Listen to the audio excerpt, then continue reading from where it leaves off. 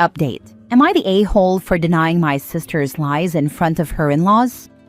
Original post. I am 25 female and have an older sister, Kate, 30 female. She and I were never close due to our age difference and because she hated that our dad married my mom and had me after divorcing her mother. Kate claims dad told her he never loved her mother and that my mom was his true love, that our dad always compared the two of us and asked her why she had to be a difficult child, and that overall, dad loved me more. On the other hand, dad claims nothing she says is true, that she was very problematic and insolent. These claims are backed up by my mother and dad's parents, so I assume Kate was never 100% honest. Anyways, these are their problems and do not concern me. Some time ago, Kate reached out to me and told me she got engaged. I said congrats and everything. She told me she had a favor to ask. She said her mother-in-law is very family-oriented and that it does not sit well with her that Kate is estranged from her family. In her words, her future mother-in-law believed something must also be wrong with Kate and that she was partly to blame for being no contact with her family, fearing Kate might influence her son to do the same. What Kate wanted from me was for me to meet her in-laws so they could see she doesn't hate her family. I joked that her future mother-in-law sounded a little intense, and I agreed to help her because, at the end of the day, I never hated her. And I don't think she hated me either. The fact that we are not close doesn't mean we hate each other or want bad things to happen to one another. Anyway, I went to meet Kate, her future husband, and her mother-in-law and father-in-law at a restaurant. They were very nice people and very warm. At some point, mother-in-law said something along the lines of being happy to see that the abuse we suffered didn't affect our sisterly bond. I was confused and asked what abuse she was talking about, while Kate tried to change the subject. Mother-in-law said it was okay, that I had nothing to be ashamed of, and that she knew from Kate our parents abused us while growing up. I clarified that this was not true. We were never abused by our parents or anyone in our family. We were raised in a very loving family. We were never hit or spanked no matter what we did. Our parents are well off, so we always had everything we wanted: clothes, phones, laptops, cars, etc. Mother-in-law got very angry. She apologized to me and started insulting my sister. She called her a liar, accused her of being manipulative, and said she was trying to insert herself into their family by being dishonest. What happened is that Kate accused our parents of many things that are not true. Now Kate is accusing me of ruining her life. She says her engagement is over, her in-laws hate her, and her fiancé doesn't trust her anymore. The thing is, I don't think I did anything wrong. I cannot sit and hear people blasting my parents for her lies and for things that never happened. But still, am I the a-hole for telling the truth?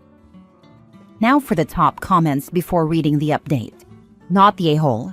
Kate made a decision to lie, and then it bit her in the butt. Sounds like she made her bed and she can lie in it. Seriously though, how dumb is she? If she told her future mother-in-law something that big, of course she would bring it up to you. And if Kate expected you to lie for her, she really is special. And not in the good way, in the eats paste way. I assume she never expected her mother-in-law to be so blunt and tell me? I don't know, but yeah, it's stupid. I'd put money on the mother-in-law already knowing she was full of it to begin with, and this just confirmed it for her. She probably caught her in other lies, saying things that just don't add up, etc. That's why she was so blunt about it. And as for her relationship, if it can be destroyed with the truth, it should be. Not the a-hole. If you asked my sister if we were abused, she'd answer no. The fact is that two siblings can have wildly different childhoods within the same household. My sister is the golden child who needs to be handled delicately and saved regularly. I'm the independent child who's magically supposed to save everyone and take all the nonsense. Your sister was either lying or she was stupid. I would never ask my sister to vouch for my reality because I know she doesn't share it. Now for the update days later. So a lot has happened during these last few days that generated even more drama. But before I get into that, I want to express a big thank you to those who commented and provided their feedback. After reading your comments, some things started making more sense, and honestly, it brought a lot of perspective to things I had missed. Also, I got really mad reading every little comment from those who projected their own messy family life onto my family. I realized the magnitude her words and claims can really have. People called my parents abusive, invented things that never happened, and started projecting what her life must have been like. Some even claimed my mom ruined her family, when my mom didn't even meet my father before his divorce. So it was a shock to see that strangers who somehow hear her stories might believe everything she says without even doubting a word, or even add their own dramas into the picture to feed her fantasy. The major thing that happened was that one day her ex-fiancé reached out to me via Facebook. He apologized for how things went during the meeting with his parents and asked if I was willing to have a chat with him because he wanted to check my version of the things Kate had told him. I explained that I didn't want to do this behind her back because I didn't think it was fair, but if he could manage to convince her for the three of us to have a conversation, I was all in. I also told him there were a lot of things I needed to confront her about, and I would really feel more comfortable with a witness there. For 2 days, I heard nothing from them, and then yesterday, the big conversation happened. We scheduled a call in the evening because everyone felt more comfortable that way. I'll say from the start that I had nothing to do with convincing my sister to attend the talk. This was her decision after discussing it with her ex. From what I understand, she agreed to it, hoping that, in the end, her fiancé would take her back. Unfortunately, I will admit, her ex and I kind of ganged up on her because we both had many questions, and she was the one to provide answers. Some of the answers I got from her. Why did she lie about being abused by our parents? She claimed she did not specifically mention me as being abused, but admitted she did not correct her mother-in-law when she misunderstood. So she knew her mother-in-law was under the impression that our parents abused both of us, but didn't correct her. When her fiancé asked why, she said she felt that by not correcting her, the mother-in-law would stop viewing her as the problem, knowing that there were two of us in the same situation. She still claimed she was abused by our parents. When I asked for specific examples, she first said, "You know very well what happened," but both her fiancé and I insisted. Some of the things she mentioned were, when she was a teenager, she was often punished while I was not, which to her indicated I was loved more. And this, in her view, was abuse. Keep in mind that when she was 14 to 15, I was only 9 to 10, and she was doing things like getting suspended for smoking during class and skipping school. How was I supposed to be punished alongside her? She said I was also doing bad things but was never punished, while she was. Her fiancé asked her verbatim, "So you claim you were abused because you were punished for smoking in class, while the bad things your younger sister did were maybe drawing on walls? How do you assume it would be fair to punish such different actions the same way?" She wasn't able to answer. She claimed she was financially abused by our parents because they wouldn't give her money for fun activities, school trips, or events when she misbehaved. This was an example of punishments she would often receive. Her fiancé asked her if our parents provided her with basic things like food, clothes, and school supplies, and she said yes. He mentioned that parents are not obligated to fund trips and fun activities, so how was she financially abused? I asked if she ever thinks about the things she did wrong toward our family. She claimed she knew she wasn't a saint, but she was a child. I pointed out that at 17, you are not a child, and you know better than to swear at your grandmother. Her fiancé had no idea about any of this, so I explained some very nasty things she did and said. One time, we were getting ready to go to our cousin's baptism, and she wanted to wear a black t-shirt with a pentagram on it. Grandma asked her to change because it wasn't appropriate for a baptism. Kate called her an old, outdated freaking hag. Her fiancé brought up a story Kate told him and his parents about an incident where my parents abused her by confiscating her car, leaving her to walk to school during winter. What she failed to mention was that they confiscated her car because of a DUI, which she treated like it wasn't a big deal. And secondly, she never had to walk to school during winter. She could have taken the bus. And in reality, even without a car, she carpooled with a classmate. This triggered her ex a lot because, unfortunately, he lost his grandfather to a drunk driver. So even knowing this, Kate lied and turned her story into a soap opera just to make herself look like a victim. I asked her ex if she ever said negative things about me, and he said no. She only mentioned instances where our parents treated us differently, but always pointed out that they were doing it to turn us against each other. Based on the stories she told, she apparently never blamed me or said anything negative about me. The entire ordeal lasted about 3 hours, and by the end, I was exhausted. I told her that even if we were never very close as sisters, I have always loved her and considered her my sister, period. Not half, just my only sister. I told her I understand that our parents could have handled things differently, and that maybe she didn't receive all the help she needed to adjust to a stepmother and a new family dynamic, but I am now judging her as an adult. An adult who should know not to lie, not to play the victim, and who should take responsibility for her actions. As people pointed out in my last post, I advised her to get therapy and work through her issues. But until that happens, I cannot continue to have a relationship with her. She accused me of favoring our parents over her, but I told her I favor the truth over lies, and she should be ashamed of herself. So that's what happened between me and Kate.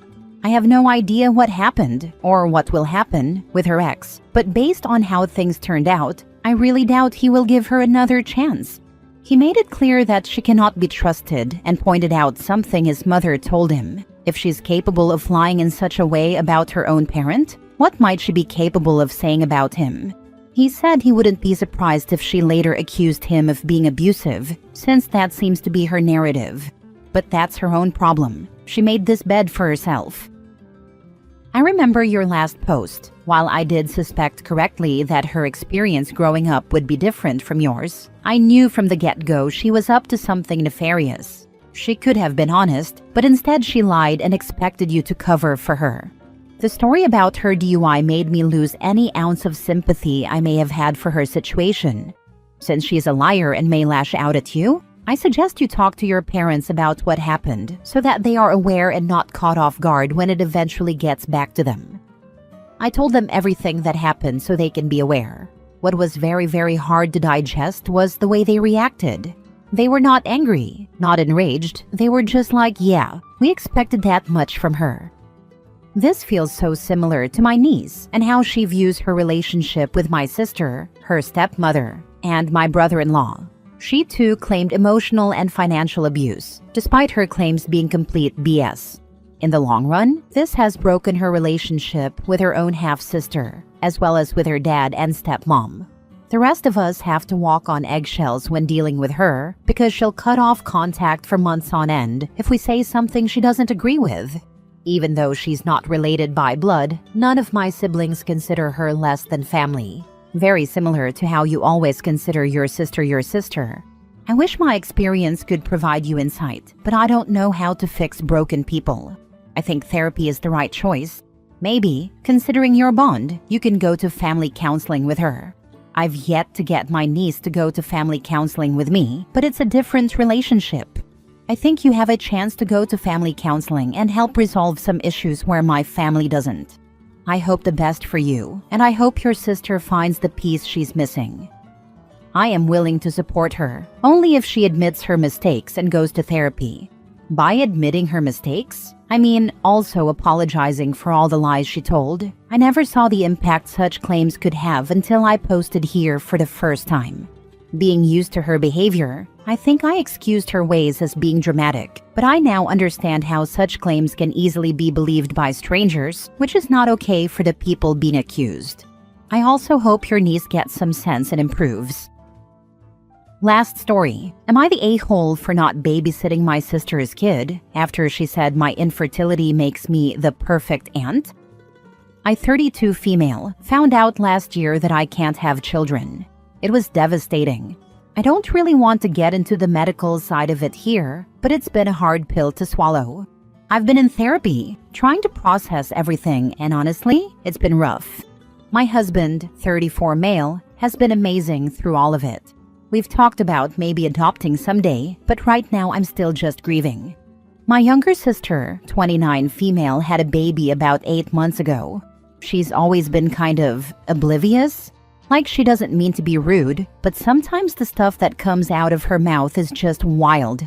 Anyway, ever since the baby was born, she's been hinting that I should help out more. She'll say things like, "You're so good with him, you were meant to be a mom." Or, "He loves you, you've got that maternal energy," which I guess is sweet on the surface, but also makes me feel like crap because I can't actually be a mom. Then last week, she asked if I could watch the baby for 3 days straight while she and her boyfriend went on a last-minute trip to Vegas. 3 days. Not even like, "Can you watch him for a few hours?" And I work full-time from home. I literally can't just drop everything to play nanny. When I told her no, she got weirdly passive-aggressive and said, "Well, I just thought since you don't have kids, and probably never will, you'd appreciate the experience. Some of us don't get time off from being moms, you know." I just stared at her, like, what the actual heck? That's when I snapped and said, "You know what? Maybe you should have thought of that before having a baby with someone who treats you like a backup plan. I'm not your free babysitter just because my uterus doesn't work." She got all teary and said I was being bitter and jealous, and that I should be grateful to have a baby in my life at all. We haven't spoken since. My mom says I was cruel and that I should apologize. My husband says she had it coming.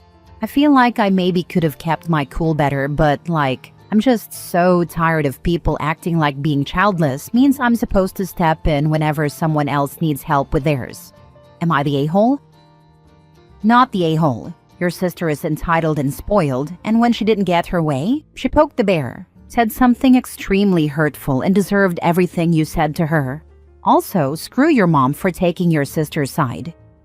You have to apologize? You're not the a-hole. I was just astonished that someone could say something so callously hurtful and then get support for it from your mother.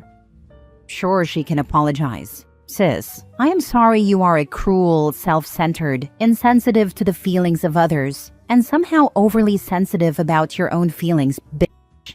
It must be so hard for you to live, knowing others find you intolerable to be around. Forgive me for pointing out your obvious flaws. See? Easy peasy lemon squeezy. Not the a-hole. Not the a-hole. Listen to your husband. He sounds like a saint. Just because you can't have kids doesn't mean you are childless by choice. That choice was literally taken from you. So sorry for that. Your sister is just clueless. Don't apologize, but maybe after a couple weeks or whenever the dust has settled, sit your sister down and spell it out for her. The hurt, the frustration, the anger, and how what she says is just mean. Or don't say anything, and you still wouldn't be the a-hole. I'm not sure that she is clueless. Those sound like some pretty pointed digs at OP, trying to bully and taunt her into on-call babysitting submission. Even if OP was childless by choice, it does not make OP's sister's comments better. I'm childless by choice, but nobody is entitled to my time. It's my choice who I want to spend time with or babysitter for. And to act like she's doing OP a favor by letting her babysit is just gross.